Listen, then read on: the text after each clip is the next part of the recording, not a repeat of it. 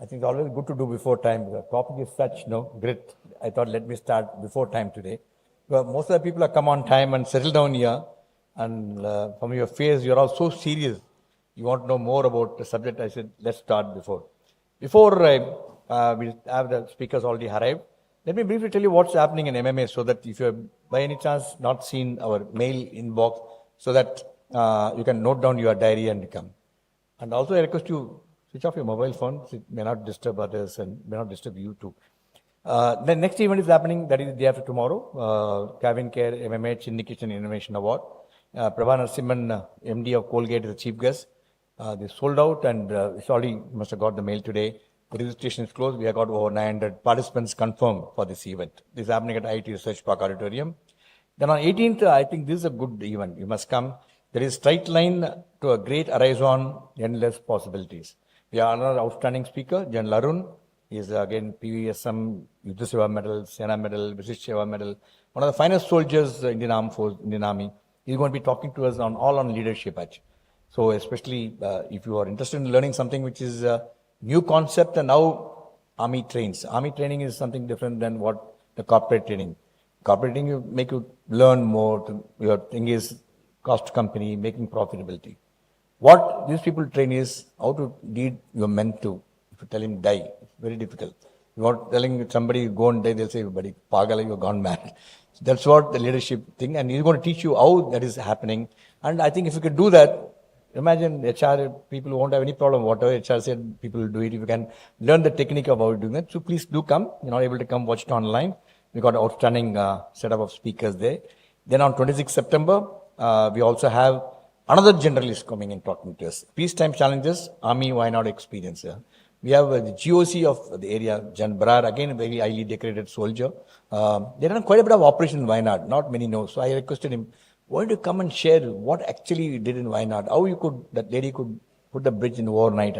So all this is a very inspiring story. People will know, so they will get inspired to do more. And more than anything, we also want to say, how can we avoid in terms of environment, Wayanad type experience, why it's happened. So we'll have indirectly, we can also convey a subtle message to the people, don't play with environment. Then on 15th of October, again a very interesting talk leading through chaos and opportunities of global crisis. We have outstanding speaker again, Sujan Shah. Sujan Shah is the managing director of BASF, is a worldwide leader, head of Southeast Asia. He's going to be talking to us on this subject.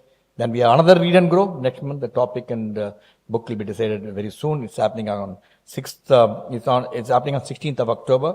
Then we have 22nd of October. Again, our flagship event, MMA All India Management Student Convention, and what it takes to jumpstart your career. Again, we have got an outstanding guest, and it's a full-day convention happening at Touch. It's happening at the IT Research Park Auditorium. Again, I'm happy to say that the registration is closed. We have got about 900 plus registrations already for a student convention. But anybody who missed the bus, not to worry, it's all live webcast. You can always watch it live. We have got outstanding speakers coming and talking from all over different segments, all head of the managing director HR of different organizations. We also have Chanakya, the mastermind, where some 5,000 to 6,000 people take part online, out of which we bring some 40 people. So they come for a full day training test at MMA. We do psychometric testing, we do group discussion, we do just a minute competition. We shortlist 10 people. Then the next day they come to the final on stage. It's like a Miss Universe. So 5 jury and we show a funny video. They think for a minute, talk for a minute, then 5 eliminated, final 5 come to the stage. 5 jury, 1 question, and we crown one person at Chanakya, the mastermind, with a prize money of 1 lakh rupees. Like that, we have so many competitions. A lot of students. Anybody participate in Chanakya mastermind? Nobody. Only 1, 2, 3, 4. Rest of the people go home, just log in and do nothing. Just log in and do something. Until you will have the satisfaction of doing it, because it's a great experience. So the participation is free. You just log in. There'll be a couple of questions. Then write why I am the best management student of the year award. Then you get a call from MMA. It's like Kaun Banega Crorepati. Then then you come, talk to the people and interview. And I think it's really worth it actually. Try it out today. This is happening on 22nd October. I got another minute for mine through it. Let me tell you. Then we are also having another one on 6th of November. We are done till December. I'll just stop it with 2 more. Navigating the future. How tech innovations are shaping the next decade. We got Magesh Ramachandran, founder and chief mentor, of tech innovator. He's one of the brilliant innovators. He's going to be coming and talking to us. He's a deep tech thing. We should know. You have to be very smart in technology. You have to be doing good. Magesh is going to be talking to us. Then I'll stop with this. November, we have the date is not finding policing in the 21st century. We have Mr. Vijay Kumar, IPS retired former DGP, CRPF, former advisor to the Ministry of Home Affairs. He's also one who handled Veerappan. He's going to be coming and talking to us. So we lined up some outstanding speakers. What I said is all major events, visits, number of workshops, the number of things are happening. Come, enjoy your visit to MMA, keep interacting with people, do the networking. And coming to today's thing, read and grow. This we started, I think, is going so strong from pillar to pillar. Every time we do, we get inspired with read and grow. At least personally, I get inspired because except for one or two, I never missed any of the read and grow. And each book selected by the team of outstanding team, they are really, really very good. Babu and Shankar, Subha, then all the three of them put together. Every month they select a team and they come different book. So we strongly believe, especially we do this for MBA students. You have to be a great leader. You have to be a great reader. I've seen hundreds and hundreds of leaders in MMA. Each one of them are very, very voracious leaders. When they read and then they don't struggle for words. When they don't struggle for words, they're able to communicate better. When they communicate better, become powerful symbols. And today, such leaders are going to be there interacting with you. And the subject what we have chosen today is again outstanding some grit, why passion and resilience are the secrets of success. And again, we have an outstanding panel. Ladies and gentlemen, put your hand together to welcome the panel for this evening. Babu Krishnamoorthy. Then we also have with us Kumar Narayanan and Karthik. May I request you please take your place on the dais. Ladies and gentlemen, a very, very warm round of applause for the distinguished panel this evening.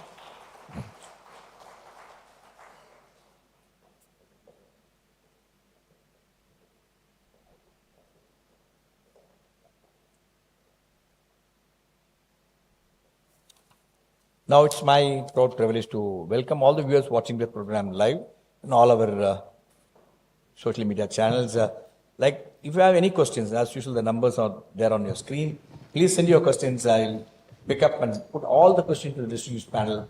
Only request is please put your question what is relevant to the topic, the book, what is being discussed. And I must compliment Babu for selecting this book. This book is an outstanding book. I know how many of you read this book. Any one of you read this book article? Oh, good. Yes, he's the authority. He read this book in Germany only. So he is the authority on this book. I can expect a lot of questions from him today. This is one subject which I also loved. I saw for the first time the book. One particular subject which is very, very, very, very dear to us actually. Passion.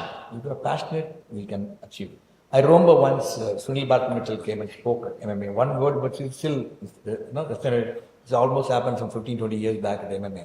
He said, passion is nothing like, you have a pot of milk, you put one drop of curd, the entire milk will turn into a curd. Passion is something like that. You have within you, you don't know what it is.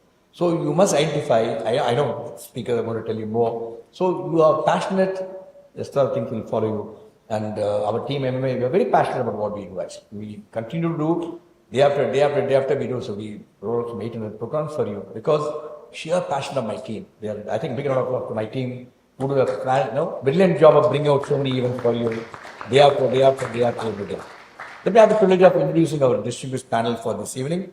Babu Krishnamoorthy is founder and chief Sherpa at Finsherpa Investments Pvt Ltd, a boutique wealth management firm catering to high net worth clients in India and abroad. A chartered accountant with over 25 years of experience in finance. Babu is also an author of the best-selling book Unlock Secrets in Wealthy Life. He is also a co-founder of Pelican Wealth, a thought leader, a personal finance, an active Rotarian, and a past president of IFA Galaxy. Very warm welcome to you, Babu. I see him as a Rotarian. In the Rotary meeting, we used to have a round table to discuss. Brilliant officer and brilliant gentleman. We are really privileged to have him with us on board MMA to organize every quarter. Then we have Kumar Narayanan. Kumar Narayanan is the chairman and managing director of Yexis Electronics and ADOMITA Tech. I hope I pronounced it correctly. A graduate of College of Engineering Gindi with further studies in the University of California, and he has also had leadership roles in IBM And he also worked in a couple of things with Blackout and a couple of other companies. Since 2009, Kumar has mentored and chaired multiple companies across diverse sectors. So we have to have a piece of time because you are very knowledgeable in this subject. Very warm welcome to Kumar. It's a pleasure to have you with the CMD. Then we also have Mr. Karthik. Mr. Karthik is a Chief Human Resource Officer of Azentio Software with over 30 years of HR experience, specializing in business HR operations, merger and acquisitions. He focused on operational excellence and transformational leadership. He previously held the key roles in process company, Harman International, and co-founded Resource Weaver HR Consulting. Karthik holds an engineering degree from and also PGDM from XLRA Jamshedpur and ILPSC from INSEAD. Very warm welcome to Karthik. It's a pleasure to have you here. Now I request Babu to take charge and ladies and gentlemen, sit back, relax. We are going to have a wonderful time. If you have any questions are available. Pen is also available. Write your questions and it will be addressed. Over to you, Mr. Babu. Thank you, Group Captain. It seems like a Vande Bharat just went by, right? That's the energy that Group Captain brings to the table. Thank you so much. I just want to make a correction. Please sit back, do not relax. This topic is such. We want you to pay attention. We want you to grab the insights. And I wish I had read this book 30 years ago. Having said that, Read and Grow over the last 3 years among Sangeeta, Sumesh, Ram Prasad and myself, we have been the 3 people who have been doing this month on month. Every once in 3 months we get. And thanks to MMA and my co-colleagues, I have had the opportunity to dwell in. You always need a reason to dwell in more in detail. And so I take that as an opportunity to go deeper. Now coming back, the term grit in some form captured my imagination about 5 years ago. And 5 years ago, I got a WhatsApp forward of a YouTube interview in which somebody was asking Rahul Dravid, our cricketer, who was the most admired person in his mind? Who did he admire the most? And he gave a surprising story. He mentioned the name of a person called Praveen Tambe. I don't know whether how many of you heard the name of Praveen Tambe. Praveen Tambe is a cricketer with no exceptional cricket background, cricket qualities. He was not a greatly talented cricketer in whatever form. And because of the social background from which he came into the cricket arena very, very late. At a time when most established cricketers are thinking of retiring is when Praveen Tambe was kind of getting into the cricketing scene. So well past his 30 years is when he came into any form of prominence, right? And Rahul Dravid said, Praveen Tambe couldn't kind of help it that he didn't have the talent that Sachin Tendulkar had. But that did not stop him from doing what he did. So he said, every morning when the Mumbai Indians cricketing team used to kind of practice in the stadium, he says Praveen Tambe will be the first guy who will stand outside the gate. And he says every single day he will wait from that early morning right up to the point, the regular nets that happen, the frontline bowlers will tire after some time. They can't keep bowling all the time. Once the frontline bowlers tire, then the coach is looking at who else can bowl. If anybody can bowl, he'll kind of give them the opportunity. And that's how he says Praveen Tambe got an opportunity to bowl in the Mumbai Indians. Sheerly out of the fact that there was no other bowler, everybody had got tired. And that's when he got his opportunity after many, many months of doing this.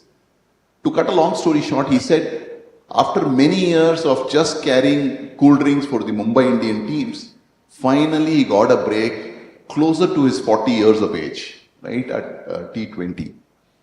And he says the sheer perseverance of Praveen Tambe is what kind of astonishes me. Because if I had even an iota of that perseverance, I would have scored that much more runs. And that coming from a player like Rahul Dravid, was something fantastic. So the word that he kind of talked about was perseverance, and it since grabbed my attention.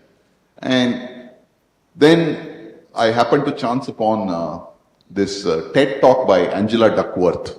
The author of this book is a person who is an academic, and she has done a variety of roles as a consultant, academic. She's a psychologist of sorts. So she has also been grappling with the same format. Is talent the only indicator of success, or is there something more to it? Because we often, especially since there are students here, I want to tell, often in school, you'll find that there are ranking systems, and in a class of 40, you'll have 1 to 40 ranks. And after you see that you're not in the first 5, you almost give up, right? I mean, I don't know where I'm heading. But really, that's not true as per what the book says. Angela Duckworth says to succeed, it's not just talent, but it's a whole lot of things that follows. And the more I read this book, the more it resonated with the thought processes and ideas, which I think are very, very relevant for all of us to follow. So I'm going to kind of pause here because I have 2 distinguished panelists who are dear friends of mine, and I'm going to move over to Kumar. And this book has been divided into 3 large formats. So the first format is, what is grit and why does it matter? And I want Kumar to throw light on this part of the... Thank you, Babu. So as per Angela, the way she defines grit is slightly different from the traditional definitions of passion, compassion, interest, talent. The way she defines grit is a combination of both passion and perseverance. So she even uses a scorecard called Grit Scorecard, and she uses a questionnaire about from 10 questions for passion and 10 questions for perseverance. Say, for example, for perseverance, if you keep changing your interest every 6 months, okay, today I want to reduce my weight, so I pursue weight reduction diet for 6 months. Then tomorrow I want to build my muscles, so I go to the gym. So what do? So I keep changing my interest, and or I do one business as an entrepreneur for 1 year, and I just shut down and go and do another business. So like questionnaires like this, you keep changing your interest often, and you're not pursuing a given interest for a longer period. She defines that longer period as 10 years. That's her definition, right? That's so if you need to have sustained perseverance for approximately 10 years. So that's the scale of perseverance. And she defines passion as something which is not interest. It is not something you like. Okay, so a passion is for a higher purpose, higher value, and it's going to get you somewhere. Okay, so that's the definition of our passion. There are many definitions. She quotes many psychologists like David Cunningham and many other guys who are Aristotle, 150 years before how Aristotle defined passion as, versus current psychologists, how they define passion as. So the grit scale is made up of 2 parts. One definition is passion, another definition is perseverance, and scale of 0 to 5 in both aspects. So in that I measured myself. I put myself and say, what is my grit score? So I had probably the credibility to say I spent 23 years in corporate world working for HP and IBM, and I ran sales organization. So it is a key element of grit. So running a sales organization needs a different skill, right? And last 12 years or so, I am being an entrepreneur. I've tried to invest in 12 business units, and I tried to exit. So we'll talk about exit in a while. So when do we quit? So grit is not about just staying and following your passion for 10 years. You should know when to quit as well. So that's the key element of grit. So that is, I have some credibility to talk about it. So I measured myself in this. I was around 4.2 in a scale of 5. And she defines anyone above the score of 3.5 as gritty. Okay? So that is a definition of grit.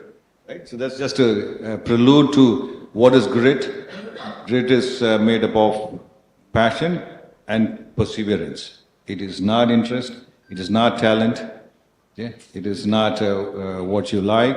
So grit is in probably in equivalent Sanskrit word, if you want to find that, Vairagya might be the closest word which comes to grit. It is not the willpower. There's some people think grit is willpower. Well, it's not willpower.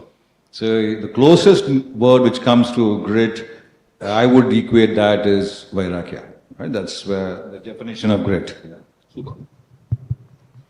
Karthik, you've been sitting silent, so I want to... No, I've been listening very intently. So let me ask you the question. Yes, sir, please. So, reading at this book, one gets a feeling that talent is somehow not so essential. Right? I mean, it's kind of given a second seat in some sorts. And perseverance and passion and so on and so forth seems to be the heroes of this book. So, what in your mind, through your journey of life, is grit in relation to this book? And how do you think it matters for success? Absolutely, absolutely. Good evening. Pleasure to be here. I do read a lot, but unfortunately, I came across this book quite late. I wish I had come across this book earlier. I started my career as a mechanical engineer, did the job for quite a number of years before I moved into human resources. And one important thing, when I read the books, I just don't flip them through. I sit, read, underline. If I don't understand, I go back and read again, right? Possibly, I would have read this book already twice, I still didn't understand. The point is, the more you learn, the more you don't understand.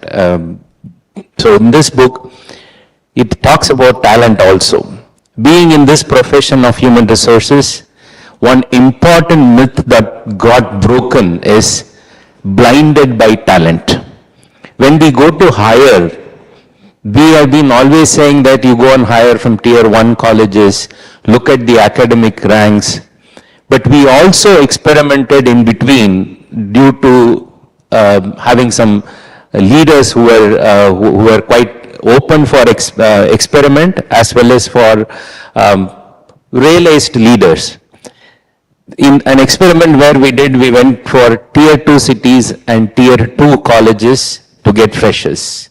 And after a year, 6 months, year, 1.5 years, when we tracked their performance and tracked their retention also, the tier 2 institutions, tier 2 colleges, cities, we saw a greater level of engagement, continuity, performance on the work compared to the tier 1. In fact, the attrition was higher on the tier 1, right? When I went back through those experiences, one nice word that correlated with this, fragile perfects, right? When we go behind the talent, the ability to deal with the difficulties of the organization, come back and show up every day, go through that rigor, and then keep doing it again and again and again to learn. Somewhere, when we go purely by the talent and academic scores, we seem to have not been able to do it. So that way, this book has been, an eye-opener when it said, blinded by talent. As an HR professional, for many, many years, I would say I was blinded by talent. Going, every time saying that we just go by, get the talent, right talent, everything will fall in place. Possibly that's not the case. And with various experiments that we have gone through, this book clearly brings it out, saying that it's just not about talent. Talent without the ability to deploy it, talent without the skill is not of use. And there it adds in point where effort becomes a multiplier. So twice it becomes important. Knowledge with effort becomes skill. Skill with effort becomes achievement. So knowledge without the ability to use that, it's of no use. So that way this has been a very eye-opening book. And the other important word, again I was having it for this one, enthusiasm is common, right? Anytime when we hear possibly about, after this discussion, panel discussion, or after reading the book, it has happened to me also personally. The moment you read a book, you pick all those words and get enthused with that, saying that I'm going to do this from tomorrow. We actually start, but what becomes rare is the endurance, right? That's another important one that I picked up. Enthusiasm is common, endurance is rare, and this book talks mainly about that endurance and how you build that endurance and how does that make a difference, and it is not just about talent, right? I'll stop here. A lot more it comes to my mind when you talk about talent, because that's what my profession is, but we'll keep it for the next question. Thank you, Karthik. You know, one of the stories that was talked about here was about the Harvard University experiment on treadmill, and that is, the story talks about students who are made to kind of run on a treadmill, and you know, obviously every person has a limiting factor at some point in time.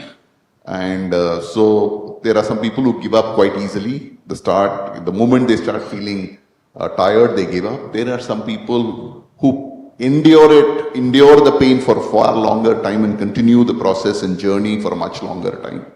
So like everything that they do in the West, they document all these. So 60 people took that test, and this is how the results are panned out. These are the people who kind of endured it for longest point in time. These are the people who couldn't endure it for a reasonable amount of, beyond a certain point in time. Now, between the West and the India, the difference is that that data will be in some obscure storehouse somewhere. But in the West, 40 years later, they take the data back and they go hunt those individuals who were part of this exercise. And they chart out how they have done in their respective careers, right? And that's where the magic happens, that all those people who gave up quite easily, or who at the first sign of trouble or first sign of difficulty didn't continue the treadmill, were doing a certain level of work in society. They had reached a certain level.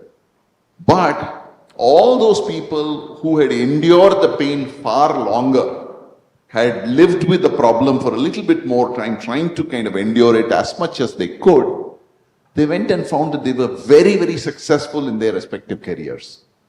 So on an average, grit is something that if you build in, even at a younger age, can help you in terms of how you see and traverse through life. Because at the end of the day, life isn't a straight line. It is in any profession, any life, any aspect. You are going to face challenges. And the grittier you are, the ability to persevere all odds and carrying this going on is what will see you through to success. So I thought that was a good example to mention here. But I'm holding the mic for too long. I'm going to talk about, the second portion, Kumar, of the book talks about growing grit inside out. It gives a kind of a framework to us in terms of saying, hey, how do I really, and we have a lot of youngsters here, how do I really grow grit? Is there a formula for success? If I did A, B, C, D, and I tick off A, B, C, D, I can be successful. Is it as simple as that? Yeah, again, Angela's research is specific. I mean, I've read other things as well. I think I can correlate these things together. So grit coming from inside out and outside in. So the definition of inside out is self-driven, right? Self-driven is the inside out. Outside in is you get to be taught by others, like mentors, boss, peers, friends. So that's called outside in. So the inside out, the methodologies, there are one specific methodology she talks about is called directed practice. So what is the difference between directed practice and normal practice? So she talks about if you have strengths and weakness, you rally on the strength, but you focus on your weakness. Supposing if you're in management and your weakness is being on time to the meetings. Time management is your weakness. So let's say you have to focus on that as a weakness, and you have to have directed practice. A directed practice is nothing but to repeat certain practice on a scientific basis, on a longer term basis, with mentorship. So basically, you try to get a mentor to give you a feedback on a real-time basis or a close real-time basis, and you do a closed loop mechanism to correct yourself. So that is called directed practice. So when you are trying to do that, you will improve your skill. And she defines achieving equals talent into, skill into effort, and skill equals talent into effort. So that's what your effort comes twice. So twice the effort is, unless you put the effort, you can't achieve, right? Just because you're talented, right? So one other book which I read about is about DNA. Are you born with talent? Yeah? Are you born with talent? So half the people think that you are born with talent. To some extent, it's true. Why? Because when you're born, your neurons in your brain is already wired to some extent. That wiring is based upon your DNA structure. There are more than 600 genes which define that, and that defines your neuron interlocks, relationships. So when you're born, you're born with some traits. And that is, so are you gritty or you're weak from day one when you're born? Depends. So it depends upon your parents. So you have some inborn skill. But she says grit can be grown. So how grit can be grown is to rewire that brain by directed practice. So it's like, how many people know about neural networks? Neural networks rewires itself. So same thing happens to the brain. So it rewires, learns from the experiences, and then it rewires, and then it improves. So that is called the learning grit. Say, for example, she always, in her book, most of her research is about athletes, soldiers, yeah. So, but I'm just wondering why she didn't do much research on people from corporate world like us, people from business world and being entrepreneurs. So these guys are more gritty, if you ask me, but she has not done much research on the business world or on the corporate world. So she has done a lot more research on the education system. She has done a lot of study on students. She has done her case studies is always on the spelling bee competition in US, and also the West Point cadet training of the soldiers. So she talks about, and then she talks about the football team case study where Seahawks being consistently winning NFL. So these are her case studies. So when she takes a case study, she studies them and understands what makes them successful, right? And whether it was inside out or outside in. So in her research, what comes out eventually is it's both, right? You have to have the inside out practice. You need to have the determination. You need to have the grit to improve yourself. You cannot quit. She always says you have to show up. One of the basics, she talks about many qualities of successful people, very successful people, or highly successful people. And is it the talent which is the common denominator? Or the most talented people are very successful? Or very successful people are most talented? The answer is clearly no.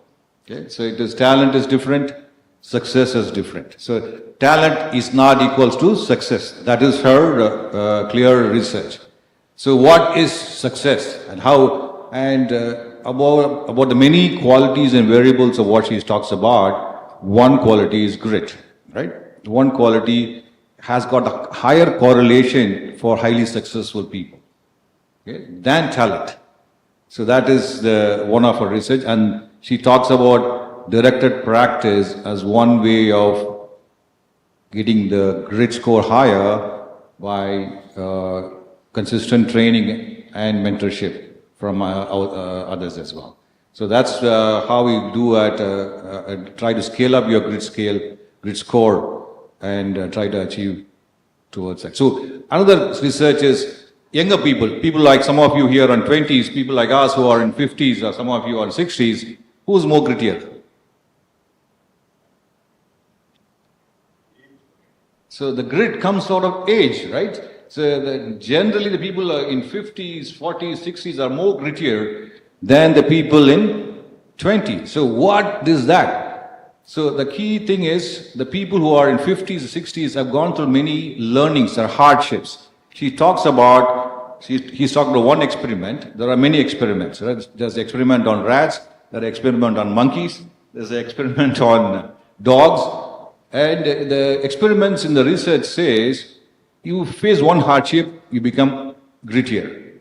You face another hardship, you become more grittier. So as you grow, you've gone through many hardships in life, you become grittier over a period.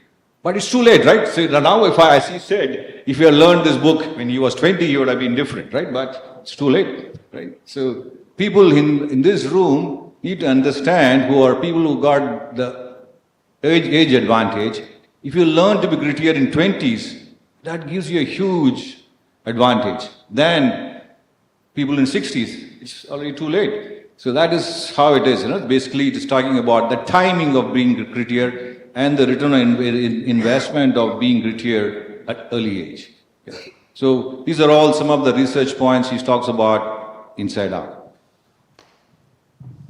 Super cool, Kumar.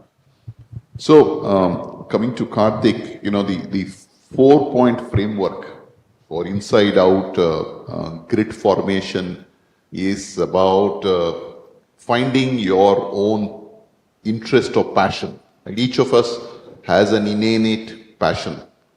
Let us say A.R. Rahman was a software engineer.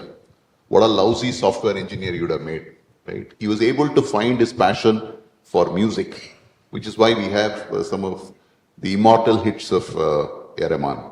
Similarly, as Kumar mentioned, you have this concept of, you found your passion, but because you found your passion, does it make you a genius? No.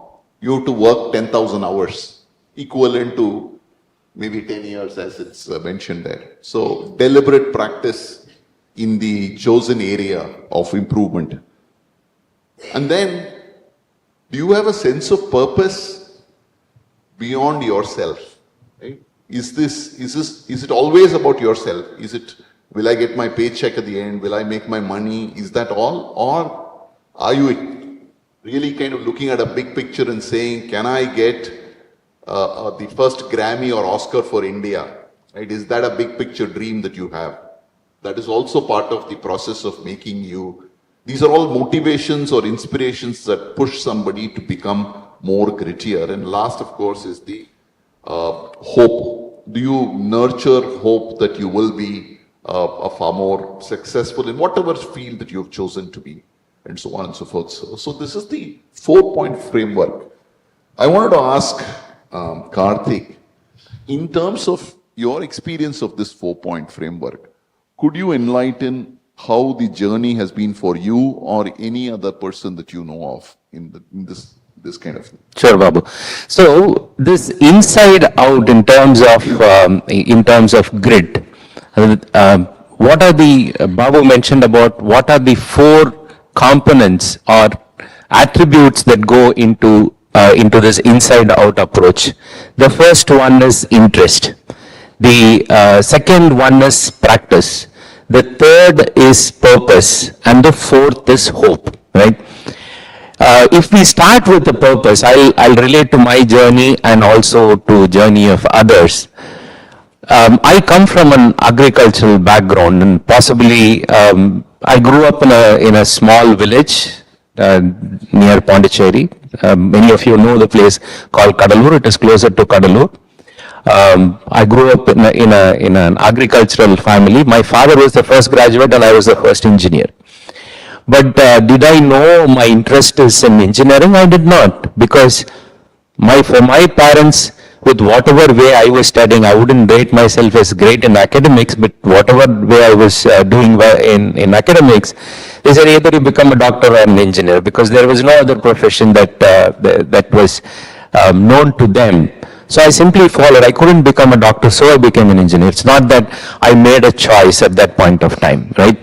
And when you went to engineering, again, at that point of time, only 4 or 5 engineering, even computer science was not introduced. Mine was the first batch, but unfortunately, it was the first batch, so they said, no, it's too new. So it was mechanical, electrical, civil. Right, and you're a boy, so end up in mechanical. The choices have been dictated by things that we didn't even know whether we are interested or not.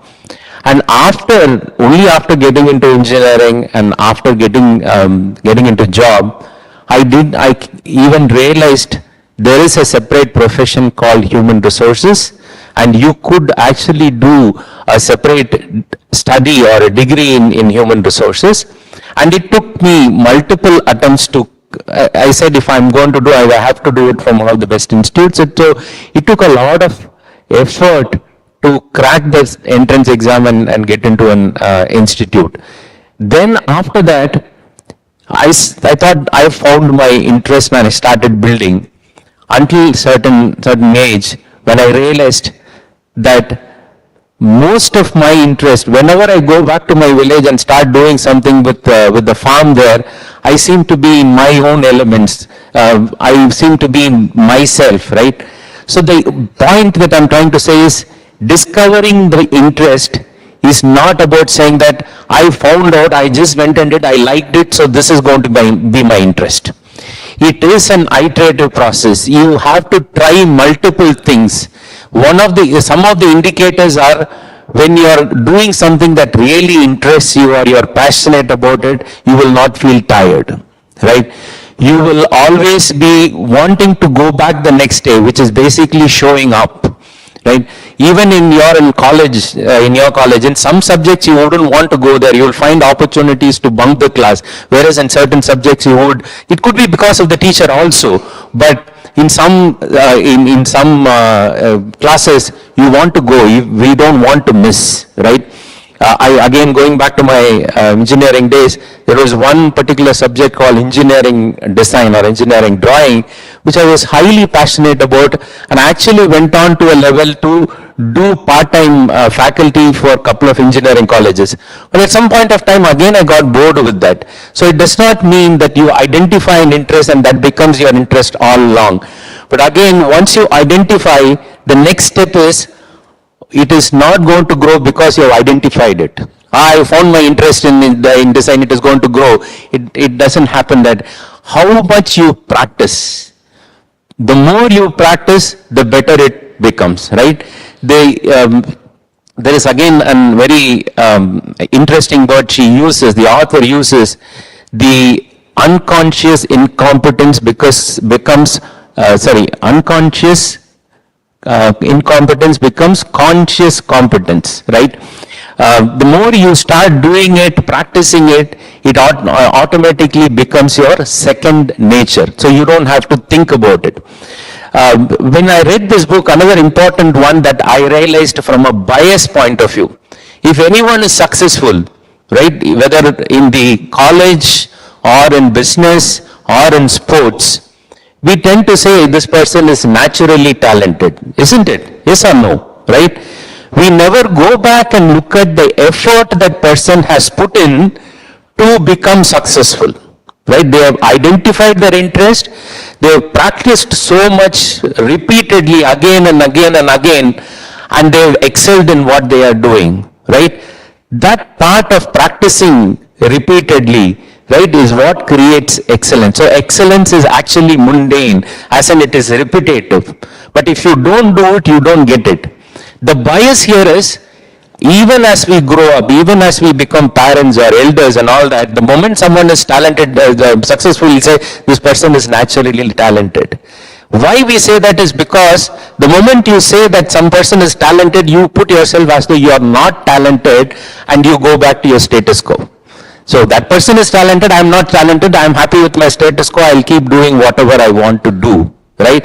That is a bias that plays so as we don't need to push ourselves. But excellence is about practice. It's just not about identifying an interest, but also the practice. And the next one, in terms of, you don't connect it to why engineering and then human resources, and then I'm talking about, actually at the age of 40, don't ask what's my age now, but at the age of 40, I went through a coaching exercise, and my coach said, there is something that you lack in terms of connecting to your roots, because after school we moved to the nearest town. After engineering I moved out of Tamil Nadu, and it actually took 25 years for me to come back to Chennai. I've been in multiple cities, multiple countries. It's been only 2 years since I came back to Chennai, right?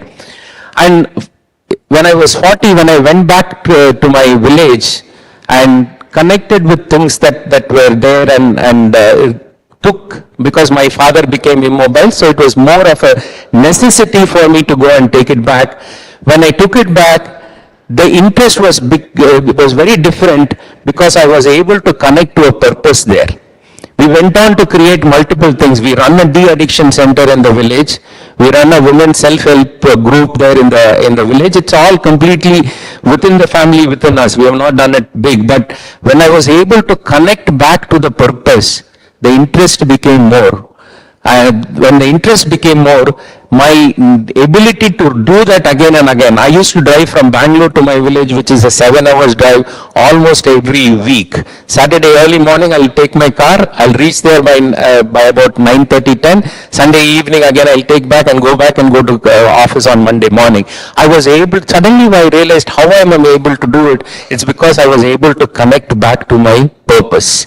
And the last one, if this connection, all that happens, if you don't have a hope, I still hope that I'm going to do a major transformation to my village. I'm not looking at changing the world, going by Mahatma Gandhi's famous word, the change starts within yourself. With my change, influence a very small community of not more than 600 families in that village is all that I'm hoping to do. When I'm able to connect to that hope, I'm still able to be interested, I'm still able to keep doing what I'm doing without getting tired, and I'm able to connect to that purpose. That's what I was able to connect to this book in terms of inside out, in developing this grid of what I'm doing it. But if you actually look at where I started to where I've come, it's totally different. Is it still going to be the same after a few years? I actually don't know, right? It's a journey that happens. But what keeps me currently is that interest that I've discovered, the interest that doesn't make me get tired, the purpose that drives me, and the hope that I can make the change. So that's how I related to this book. Thank you. Good show. Good show, Karthik. Lovely too. We almost see like a movie of yours in life, right through. That is lovely. Thank you so much. Kumar, I'm going to pick a controversial topic. Yeah, so this growing grit from outside, one is innate, like the 4 points we spoke about, developing it by yourself. And there is also the external factor of how grit gets influenced from external. To a lot of the people who are in their 50s and 60s will be, I think, be able to relate to this, right? If you're in your 50s or 60s, right through your childhood, I don't think you grew up with a lot of things that you take for granted today. Life was a lot tougher. I remember, and we were not poor by any means. I mean, I'm talking about myself. We were not poor by any means. but you got one shirt for Diwali and one shirt for your birthday. That's it. And no phones, nothing, right? So I'm saying, so you come from that background and you heard more no's than yeses from your parents. Can I get this? No. Can I get this? No. And not for anything else. Either it was insanely expensive, they couldn't afford it, or it was simply not available at that point in time. To an era today where both the father and mother are working and the 8th standard child says, I need iPhone 16 which is getting launched now, and the parent without batting an eyelid buy that phone and give it to that child. Is parenting an important component in developing grit in children is my question. Yeah, that's a I great... set the context. Yeah, it's a controversial question, as you said. See, if you ask the people here, people who are above 60s will say, look, in our generation, we were much more grittier. That's what he said, Just because his dad got him one set of dress for Diwali, he thinks he's more grittier, right? So, you talk to the guys in 50s, they'll say, look, we were more grittier than you guys.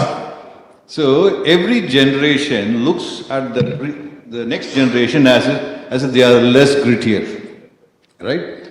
If I go to my dad, he'll say, oh, you're waste, right? You're yeah, completely, you have not gone through even 1/10 of what I have gone through, right? Same dialogue, right? You would have heard this dialogue many times from your parents, right? So always, the point is, parents have a huge influence on your grit. Okay?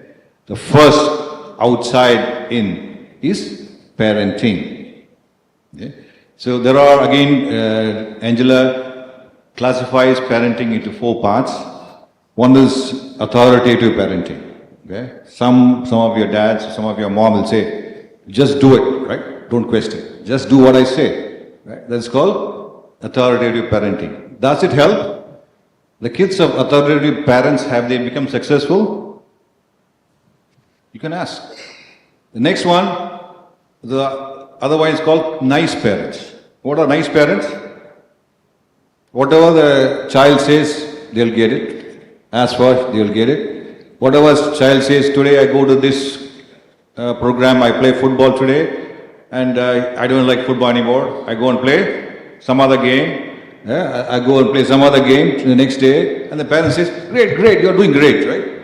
So that kind of going with the children for everything is called nice parents. Have those children become successful in life?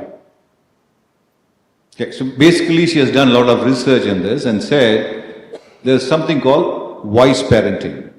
Okay? What is wise parenting? Wise parenting is trying to be teaching grit, basically what is hardship, what are the boundaries of life, and how you have to struggle to get a given thing, yet being kinder, trying to be more nourishing, right? So basically, it is like being a military commander, but still trying to be a church father, right? Can you be a military commander and a church father simultaneously? That is called as wise parenting. And kids of these kind of parents are the most successful people, okay? So that is the research says.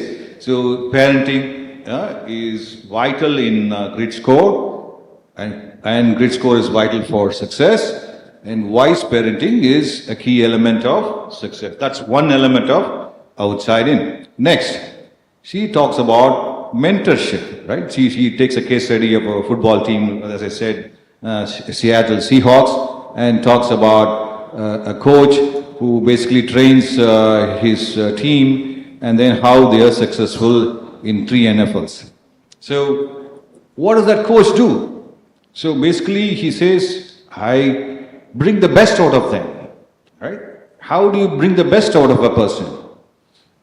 See, if you have a team, that's why people, if you're in the corporate world, you can relate to what I said. I have a team, right? Some I inherit, some I build, some I accidentally end up with. So if I have a team, how do I get the best out of them? So that's the key. So a coach or a boss, how does he get the best out of them? And how do you build the creation? See, I had the experience of building sales teams. I was running sales for both HP and IBM for Asia Pac. So my team was large. So one of the clear hiring criteria, so of course this HP and IBM, those days, not talking about now, those days we had this top school, your approach, right? So if I hire from the top 5 schools in the country, I get the best talent. That kind of mentality of these HR people, right? Sorry, these HR. Yeah, that's how I used to deal with HR people. They used to get, okay, sir, we are getting the most, the bright students, and these guys are from Seoul University, these guys are from this university, that university. They will say, a lot of guys even from Harvard, so a lot of guys from Stanford. These guys are great guys, right? But when they come to me for interview, I read, can this guy do sales? So, can they meet the numbers? When I read them, I can read them easily. Right? That is my experience. So, I will say, reject. Sir, great guy, great school, great scores. How would you reject him? I will just simply say, just leave it to me, I know. Right? So, basically, I see guys who got higher grid score are more successful in sales. Okay? So that, and then as bosses or mentors or gurus, what we are, we know how to train the sales guys, how to get the best out of them. So that's basically mentorship. That's another way of bringing up the grid score. So then the third most important element is being with gritty people. So who are your circles? If you look around, look at my friends, are they gritty guys? If I look at my relatives, are my gritty people? Or if I look at my team, are they gritty people? Or my countrymen. Okay. That's a sensitive, controversial topic. Yeah, I don't want to say Indians are less grittier than Finnish people. But yeah, see, I think that's culture matters. I've just come to the part of culture next. So the third point I would say is being with gritty people. So as I said, I always say, eagles flock only with eagles, right? Tigers flock only with tigers. Do you think a tiger and a cat together? Why? So you learn from, you need a more competitive environment. The word compete comes from Latin, if I'm right. So the word compete is basically, those days the word means collaborate, right? The Latin word of compete is to collaborate as a team. But today, everything is competitive, right? Everything is scored based upon you are better than me by, if I have this score, if I am better than you by this score. It is not. The word compete means work as a team to achieve the end goal. That's what the initial word, how compete came from. So this has to be explained to the team, and you need a right boss to build the teamwork and build the right culture to bring the best out of them. So this is the third element. You need to have the right environment, the right intellectual environment, right gritty environment to achieve results. So as I said, if you are surrounded by people of gritty nature, most luckily you'll be successful. That's the third point of researchers. And the last point is culture. Very sensitive topic. I don't want to get into it, but it matters. If you don't talk about it, we are not honest, right? So again, one of the words of the traits of being successful. See, I was trained by, when I was I was the vice president of HP when I was 36 years old. So then we were all summoned, all new VPs were summoned for training for 1 week. And all the CEOs from different companies used to come and train us for a week. And one such person was Jack Welch. I don't know how much you know Jack Welch. Jack Welch. So GE's Jack Welch. Here he was 55 years old, I'm 36 years old. I asked him, what are the traits of good leaders? He looked at me as if like I'm a stupid guy, right? And he said, well, I don't know what you meant by what you're asking, but if your question is, what are the characteristics of good leaders? Okay, what I look for in good leaders? And he explained. And one of that, I thought he will say, vision, mission, strategy and all that, right? And talent and all that. He didn't say all of that. First word he used is integrity.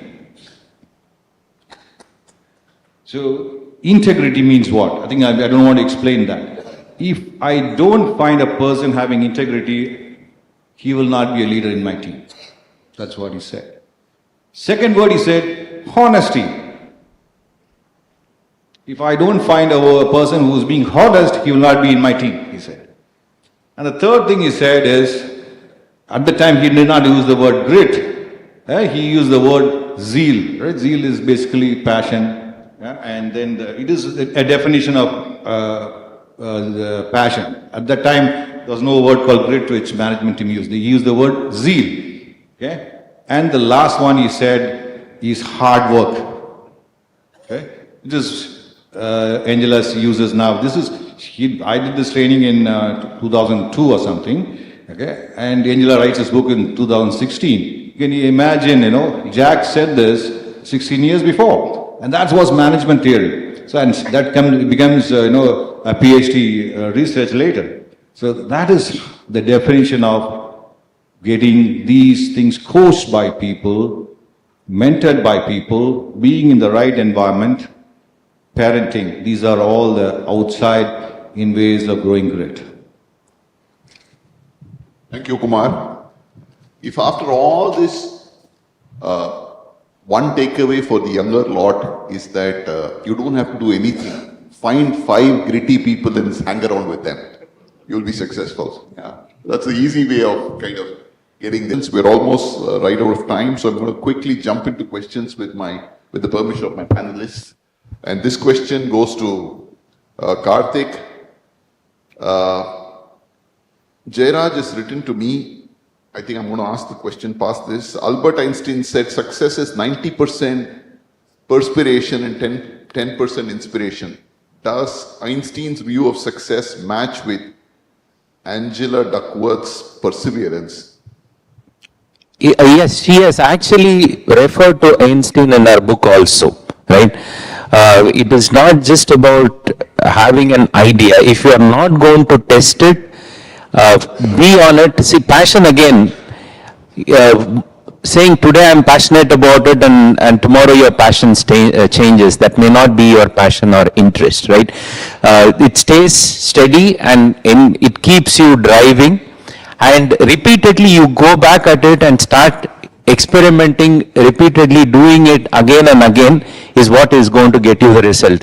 Einstein also achieved his whatever he discovered it that way. He did not one fine day wake up and say, I found this out. There has been thousands of hours that he has spent in terms of finally discovering what he discovered, and Angela exactly aligns with that. The words that she uses are different, but it is completely aligned with what Einstein's words are also. Thank you, Karthik. Kumar, this question, I'm going to pass it to you. What roles does leadership play in developing a culture that encourages passion and resilience, particularly in the face of setbacks? How relevant is Peter Drucker's statement, culture eats strategy for breakfast? This is from Muthukumar, Chennai. A great question. I think I don't know whether I can answer it in one shot, but let me try. So, I mean, again, from Angela's words, not my words, right? So, what are the leadership qualities and how do you develop leadership? So, putting in from a 24 years of corporate world experience together, what I have learned in this is the guys who are grittier, definitely, I didn't know the word grit till I read this book 10 years before, right? So I used the word, passion, perseverance, hard work. We all know those words. This grit, where did this word come from, right? So, but we had mental model of that. See, we had a mental model of that. So definitely with my experience, the leaders whom I have seen, number one quality I have seen is they have very high integrity. I think, I don't know, that's my reading, okay? So that's my reading, which Angela has kind of, I mean, I disagree because she uses grit as the most common denominator of leadership, right? But I think integrity is probably one level higher than grit, if you ask me. And the next comes grit in leadership qualities. And if I see a common denominator across all the leaders who I've seen, grit is the next common denominator, which is both passion and hard work. I've seen most of the leaders whom I work with, they work for 12 hours a day. Say, I have not seen a leader who's worked only for 2 hours a day and yet he is successful. Most of the people whom I have seen are the guys who have worked for 12 hours a day. Right? That is my analysis. I mean, trying to put it in my own words which I have seen. So the third most important characteristics of leadership quality which I have seen in this is the teamwork, how they build the teams. The great leaders I've seen have built great teams, and they have built gritty teams. They have tried to replicate themselves with the next level and the next level. So these are the three things I see as the major leadership qualities of leaders where I've seen, right? Where both in IBM world, HP world, as well as in currently the business world I am in. Thank you, Kumar. Karthik, coming to you. Quick repartee, I have a lot of questions. We are running out of time. What is the difference between being persistent and stubborn? Stubborn and persistence, and how do you ensure your team stays on the right side of the balance? At times you are misunderstood for being stupidest. This is Gayatri from Chengalpet. Key difference between persistence and stubbornness is feedback, right?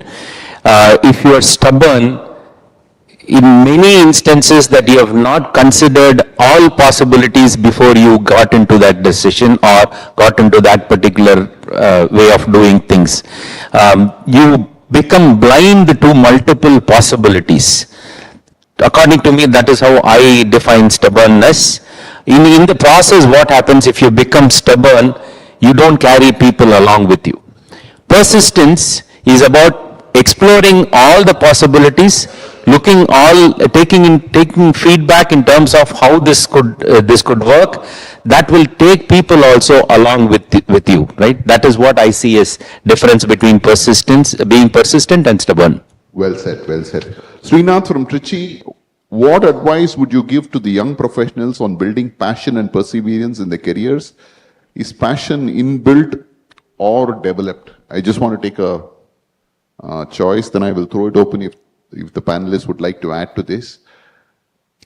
I think passion is about what you love to do, right? It's all about what you are very, very keen, what you were made for, what this cosmic world decided for you, and what you feel naturally happy doing is what your passion is. Is it inbuilt or developed? It can be both. I think sometimes from a very early age you develop this. I'm sure nobody taught Sachin Tendulkar that he should play cricket. I don't think his father pushed him out of the door in the morning and said, unless you play for 2 hours, I won't allow you in. I think it was inbuilt for him. But that is also not true for some of the people who become passionate much later in life. So you can also build passion as you get. But the idea is to be successful, you need to have some passion, something that you do. And this famous, small episode I just want to narrate here. Couple of months ago, I saw a small video in which the guy says, the tree grows in 2 directions. And I found that very surprising because for a major part of what we have seen visually, the tree grows only in one direction, right? We see it above the ground. That's what is visible to all of us. And the guy says it's actually wrong. It grows in 2 directions. It grows down and it grows below the floor, below the ground, and it grows above the ground. The above the ground is of course visible to our eye, but what it grows below is invisible to us. But he says, both the growth have to be there. In fact, if the roots don't go below, the tree cannot go above, right? And the roots can be compared to what you do when nobody is looking. And that's what passion is about. Passion is what you do when nobody is looking, when it is dark, when it is damp, when it is difficult. How do you push through and make things happen? Now, all of us celebrate when, A.R. Rahman got the Grammy and the Oscar and all that. But we don't know those countless hours or days or months he sat in the studio composing and rejecting his own tunes multiple times before he came across that one tune which he liked and which became a super hit. Right? So I think passion is what you would love to do and what, even when it is most difficult. You have anything to add to that? Yeah. There's been pause. We are kind of, I'm guilty of taking more time. Yeah. How do you encourage employees to pursue long-term goals with passion, even when short-term failures or obstacle arises? Harish, Chennai.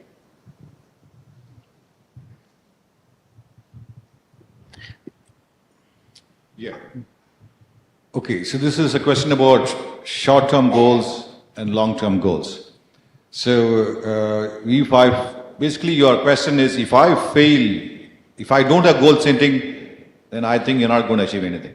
So goal setting is basically an essential element of success. But now, if you look at your goal setting, is it life goals or 10-year goals, 30-year goals or 5-year goals?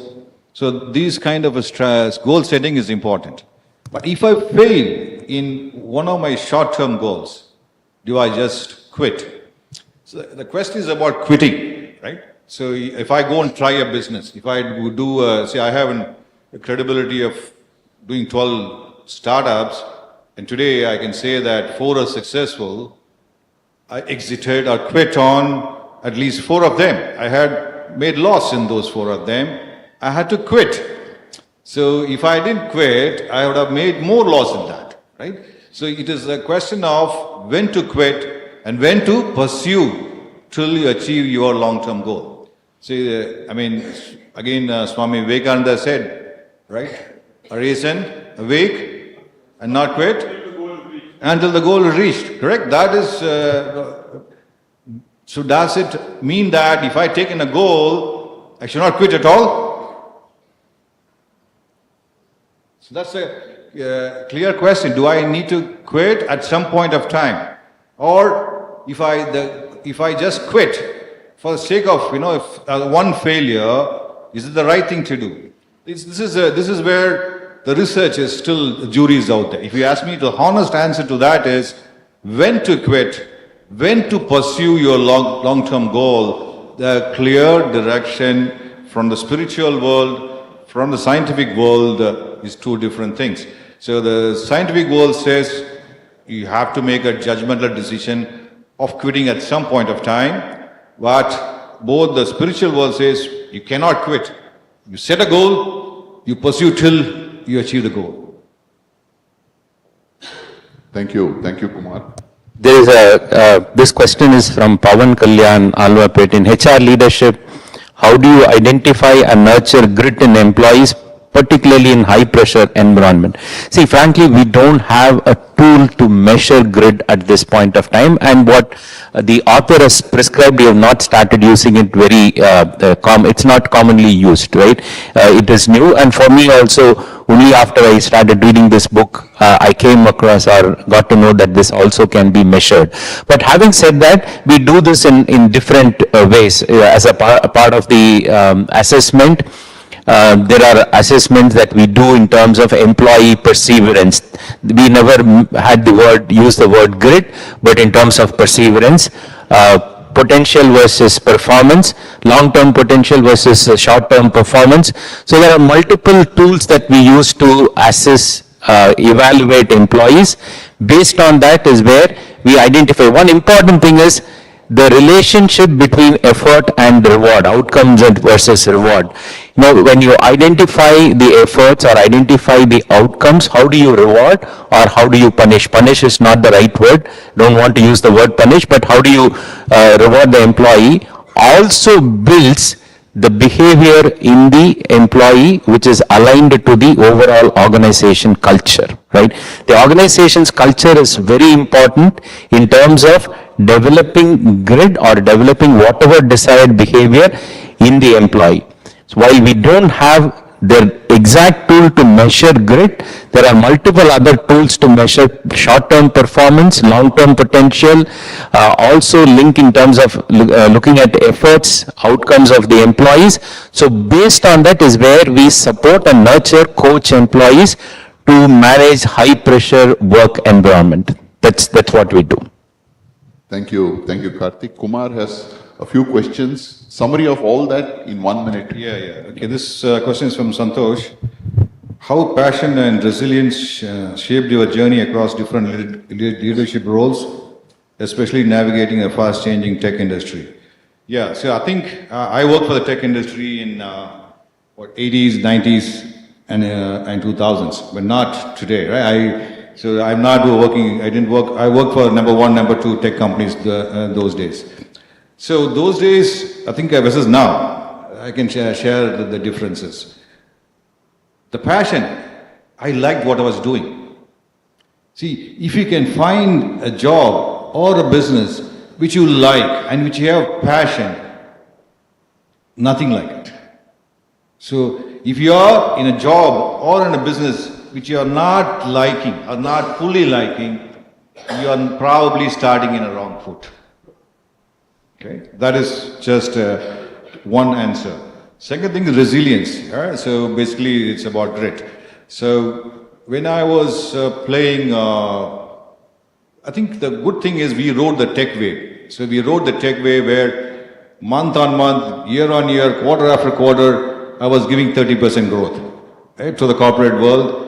And the issue came, this is another point which is a key point, resilience. See, are gritty people happy people? So there are two different things. Greatness and goodness. Success and happiness. Are they together? So when I was in corporate world, I was successful. I grew that curve very fast. Right? Was I happy? Was my relationship with my wife great? Right? I mean, that's a honest question. So, I think this is, again, the research is out there.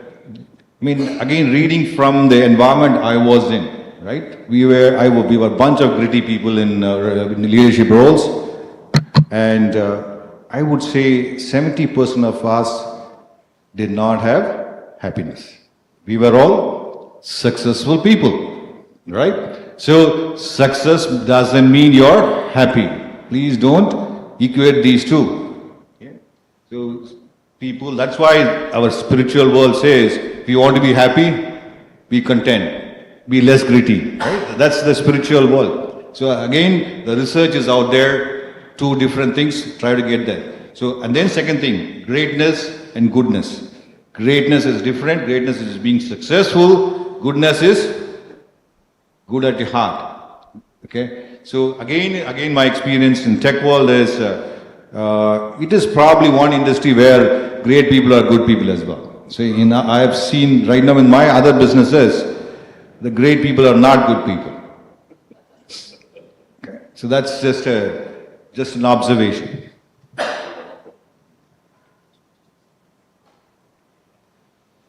Okay, so the next question is, what role does failure play in developing grit, and how does your guide employees to preserve those setbacks? I think we said, Angela says, failure, again, more and more failures will make you gritty.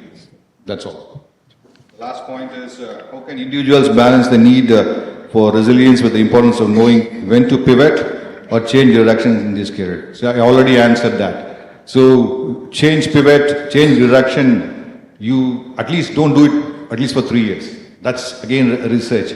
Angela says, you can change direction, change pivot At least give it a time. Don't change it every 6 months. Don't change it every year. So give at least 3 years before you're doing it. That's again Angela's research based upon many studies. Yeah, I think this book can command another 2 hours of review, but for the shortage of time, over to Captain Vijay Kumar from us. Thank you, sir. Because we commit to the students, we let them go by 7:20. So we want to stand by the right man. No, when I was there, somebody sent me a video. When you asked the question about culture, 15-second video. Okay, the video. It's all about culture. It's a nice video.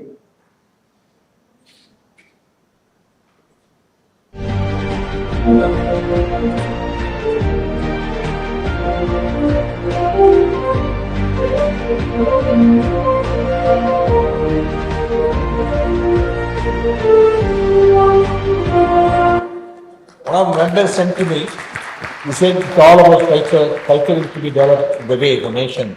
And thank you Babu, Kumar and Karthik, it's a fascinating evening. I'm quite sure large number of students, over 480 people watching online would have immensely benefited from thing. I'm quite sure you practice many things, what has been spoken to. May I request Sundaram and also Venkat to join me on stage. All that we are going to give you some more book to read. Please step on. Do the honor. This is a book published by MMA. Turning Point. Okay. Babu, for you different book. You already got Turning Point, no? Arifi can go to come on. Done. Nothing. It's a book of MMA. You will like it. Turning Point. And